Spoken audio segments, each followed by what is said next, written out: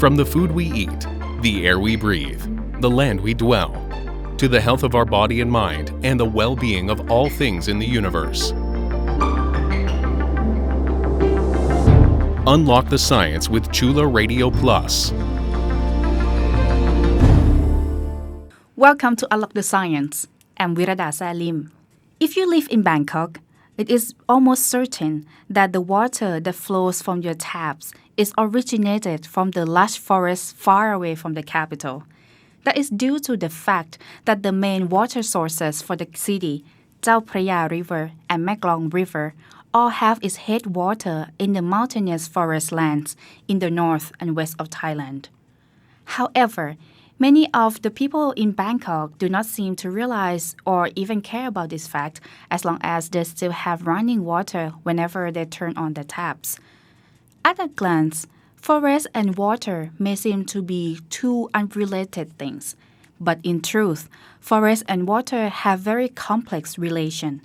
Moreover, the forest water cycle is also very crucial for our life and livelihood, as our water security depends on the functionality of the forest water cycle. In this episode of Unlock the Science, we are going to take a closer look at the connection between the forest ecosystems and water cycle and its importance to the water resource management. Water is the fundamental substance that every living thing depends on. Humans can stay alive up to 2 months without food, but we will die within a few days if we don't have water. Without water, life on Earth would not exist. Although our planet has plentiful water, as 71% of the Earth's surface is covered with water, about 96% of all the Earth's water is saline ocean water, which most of land animals and plants cannot drink or use. Only less than 4% of the water is fresh water that can be found in lakes, rivers, and streams, or locked in ice caves and glaciers. Water never sits still.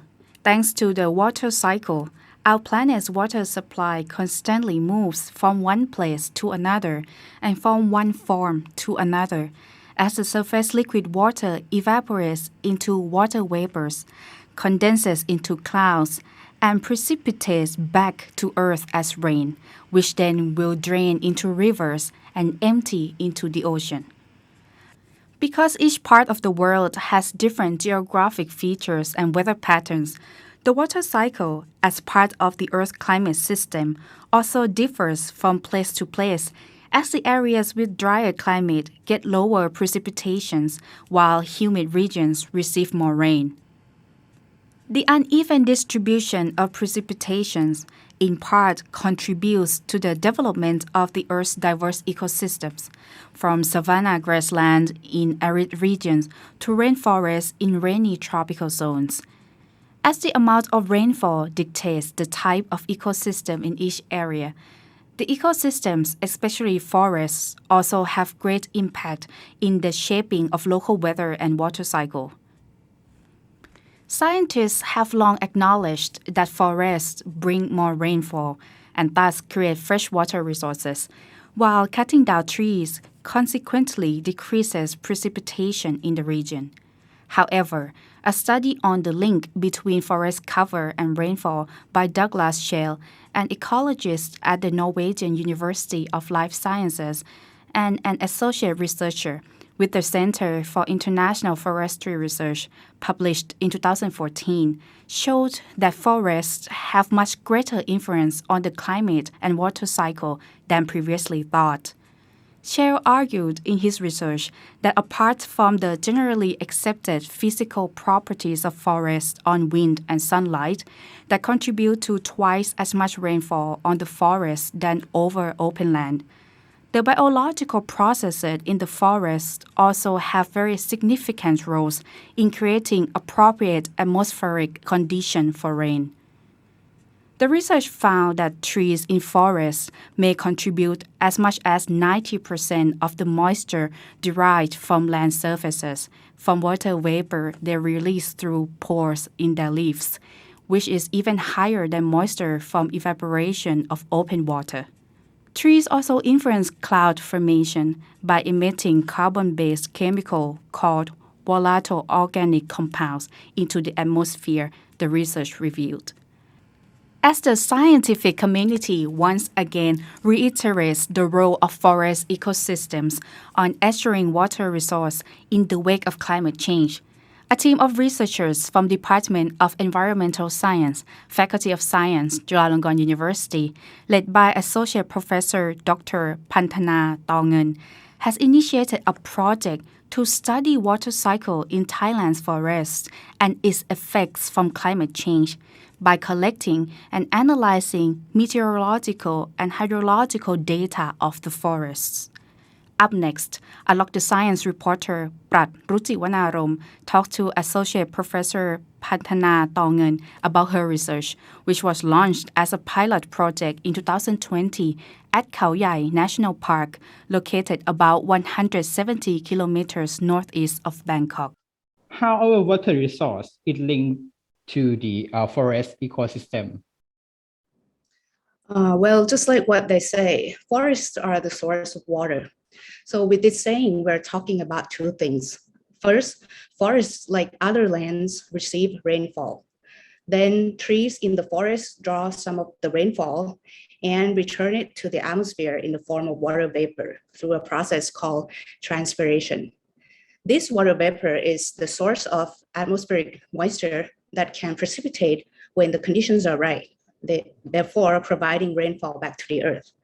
Second, the residual rainfall that is not absorbed by trees flows through multiple directions depending on the soil and topographic conditions of the forest. If this water flows horizontally along the land surface, it will then reach other ecosystems downstream, acting as the main water supply to that region.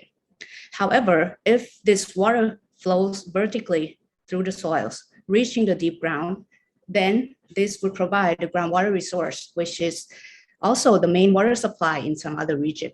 So I would say that overall, forests are strongly linked to our water resources. As your main study area is at Khao Yai National Park, could you please tell us why do you pick these forests for your study? Actually, I didn't get to pick my study area.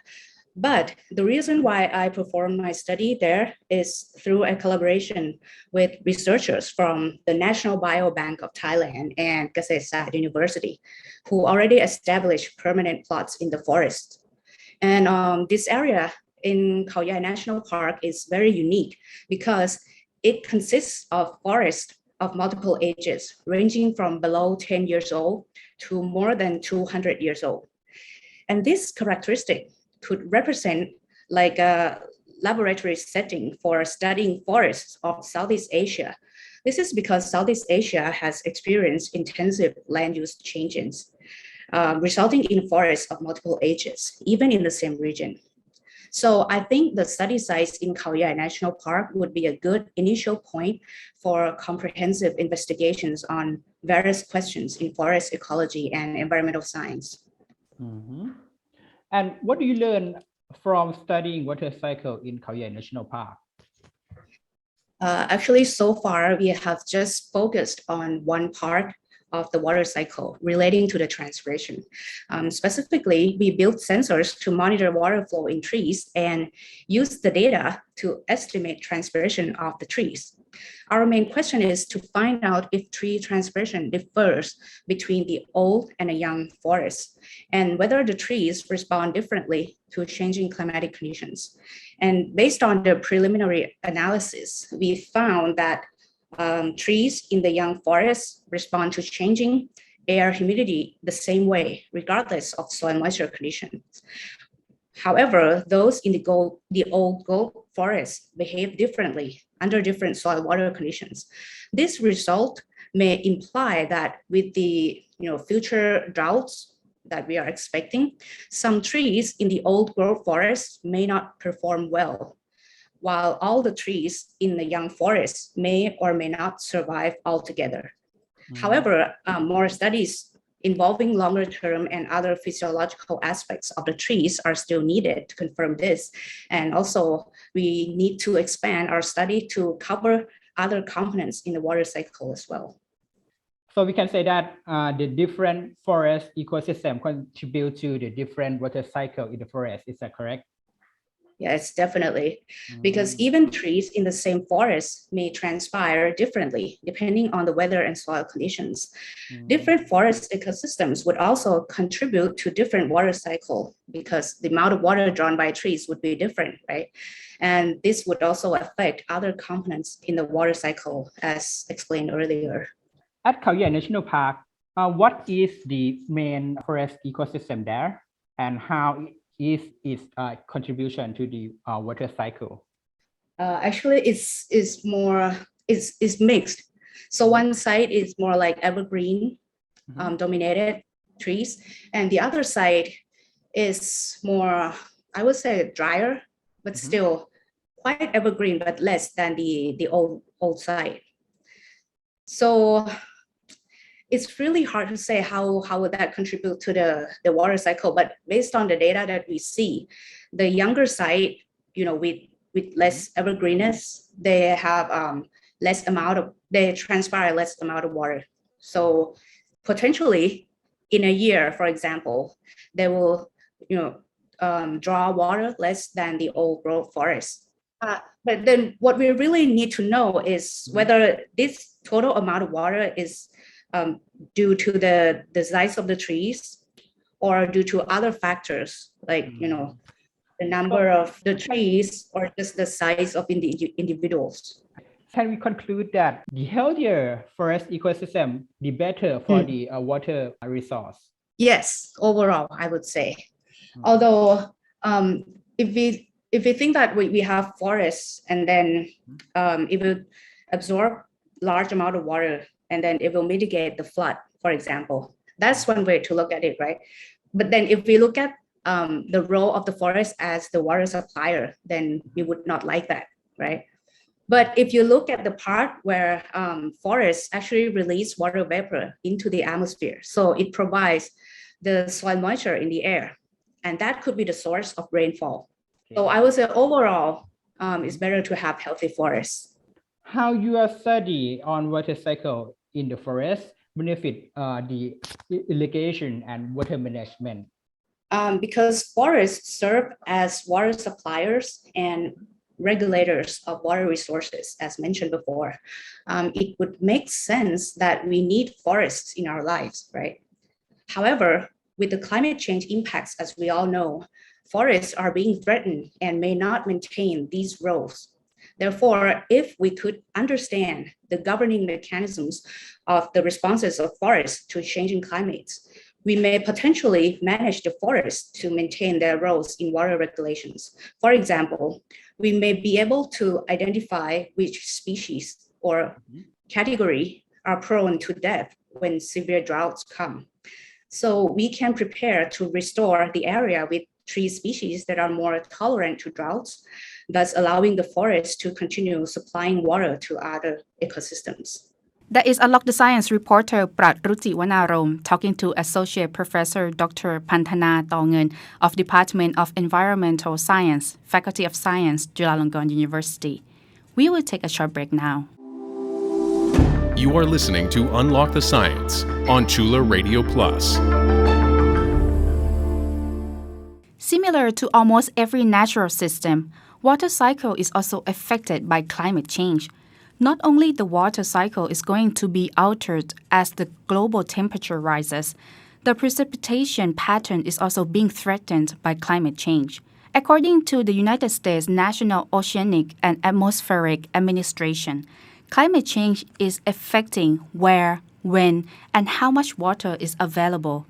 Therefore, with the intensifying climate variability, water-related extreme weather events such as droughts and heavy precipitations are expected to increase and impact water resources. Though the worst of climate impacts is yet to come, humanity has already witnessed the devastating consequences of severe floods and droughts, which have been occurring more frequently during the recent decades and affecting every corner of the planet. A report released by World Meteorological Organization in August 2021 revealed that a weather, climate, or water hazards occurred every day on average over the past 50 years, killing 115 people and causing up to $200 million in losses daily. In total, there were more than 11,000 reported climate disasters, causing over 2 million fatalities and $3.64 trillion in losses in the 50 years from 1970 until 2019. According to the report, droughts are by far the deadliest climate hazard, as the severe water scarcity claimed over 650,000 lives globally, followed by storms with 570,000 deaths and floods with 58,000 deaths in the same period of time. It is not beyond expectation that more and more destructive weather-related climate disasters will continue to wreak havoc on every continent and cause extensive damages to people's lives and economy, as the global temperature is expected to continue to rise in the decades to come.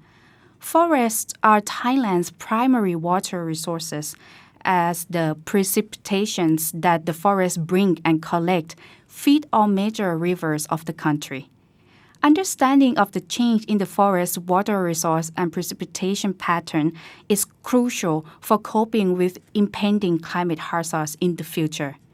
Unlock the Science reporter Prat Rutiwanarom talks more to Associate Professor Pantana Tor-ngern of Department of Environmental Science, Faculty of Science, Chulalongkorn University, to learn more about the efforts to measure climate impacts on forest water resource in her project at Khao Yai National Park. As we had learned that the changing climate is shifting weather system and water cycle throughout the world, including Thailand. How climate change affect water cycle in the forest? Well, climate change exerts impacts on forest water cycle through affecting the trees in the forest. When we talk about the climate change impacts on forests, we mainly discuss about drought. Drought is also predicted to become more intense and more frequent and longer duration in our region. So if droughts do occur in the future, trees may die. Actually, there's some evidence in the Amazon that large area of trees already experience drought-induced mortality. So if we experience droughts, definitely trees cannot maintain their roles. They cannot absorb the rainfall and return some water vapor back into the atmosphere. And also, we don't have the things for us to mitigate flooding. So I think overall, the climate change will definitely affect the water cycle in the forest. From your study at Khao Yai National Park, did you notice any change in the forest ecosystem and water cycle due to the climate change? Right. So far, we have no conclusive evidence for this. Like I said before, this is still in the beginning phase of the study, and we still need to expand our studies, covering all components in the water cycle. But right now, we are only looking at the transpiration from the trees, and we would like to go further into the mechanisms, how the trees govern the amount of water loss to the atmosphere.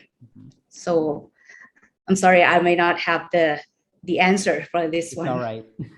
And for the next question, how can your study offer a solution to the climate change and our water resource? Okay, so our study mainly focuses on the responses of trees in the forest to climate change impacts, which is directly linked to transpiration, right?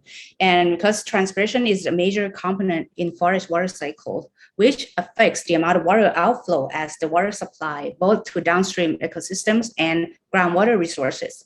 And our main technique is using the custom-made sensors to continuously estimate transpiration of the forest, which, if can be maintained for decades, can be used to develop models for predicting the amount of water supply from the study forests. So I believe that our study, if being continuously supported, can offer solutions to the climate change impacts to water resource especially near Khao Yai National Park, though, by providing tools for monitoring the capacity of forests for water supply and for predicting the outflow from forests to foresee whether it would be disastrous or not. What should we do to preserve the forest ecosystem that provides our essential water resource? Right. So, yeah, based on that, the most obvious way to preserve the forest is not to damage them, right? Make them stay healthy. And this can be achieved by various methods, like not doing any harms to the trees by cutting them or exploiting them by for commercial purposes without restoration. I think these approaches are meant for a large-scale policy action. But if we are talking about individuals, I believe anything that we do to decelerate climate change would also help preserve the forests. For example, we could do simple things like trying to reduce CO2 emission by using less energy or even planting more trees in our gardens, for example. As right now, our country has the main focus on the water management and irrigation. Do you have any plan to incorporate your work and help the authority with your data for the research to improve our water management and irrigation? Yes, that's our ultimate goal. But this would not probably be soon because we still need to perform more comprehensive studies, as I told you before, and that the studies need to cover larger area, maybe more forest types, and also longer duration. Talking about multiple years, for example. But anyway, what we plan to do is to collect these data as long as possible. So right now we are collecting data at half-hourly intervals, and it's been running for almost 2 years continuously. And it takes time and I would say a lot of money to maintain the system because in the forest, there's no electricity and we have to use the solar cells as the main power supply. So it costs quite a lot. But I hope that we can continue this for as long as possible so that we could build large data set to develop the modeling approach to predict the outflow from the forest, and also maybe for flood prevention and water management, I believe. And also we hope to like make this site at Khao Yai National Park as the first the systematic monitoring site so that we can replicate similar studies in other forests. Do you have any plan yet to expand the project to the other forests? Not really, because I want to do it here in Khao Yai National Park, as much as possible first. In the current age of climate crisis, humanity needs not only urgent actions to decarbonize our society as to stop the warming of the world's climate and avert human-caused climate catastrophes, but we also need to simultaneously prepare climate adaptation plans in order to cope with extreme events and disasters that are already brought by climate change.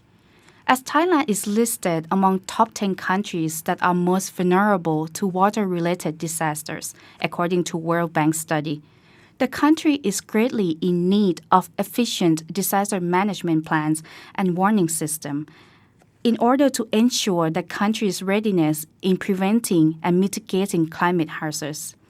However, Associate Professor Dr. Pantana pointed out that before we can come out with proper disaster preparedness measures, we need to have real-time environmental and hydrological data to measure impacts of climate change and forewarn any upcoming disasters.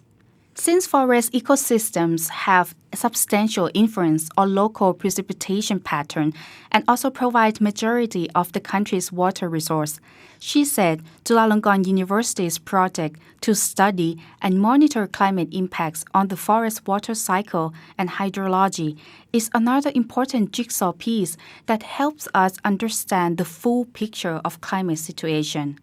By having collections of meteorological data from the forest to work with, we can measure water situation and the amount of outflow from the forest and more precisely forecast the upcoming floods and droughts, which allow the authorities to more effectively plan water resource management and disaster prevention plan, she said.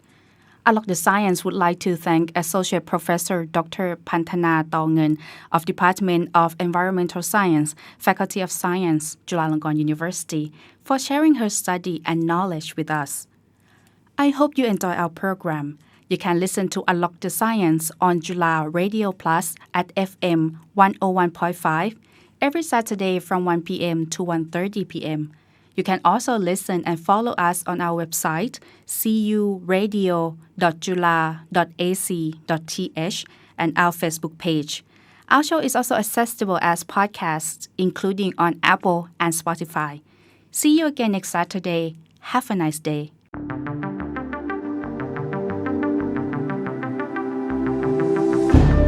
Unlock the Science is edited and produced by Sinfa Tunsarawut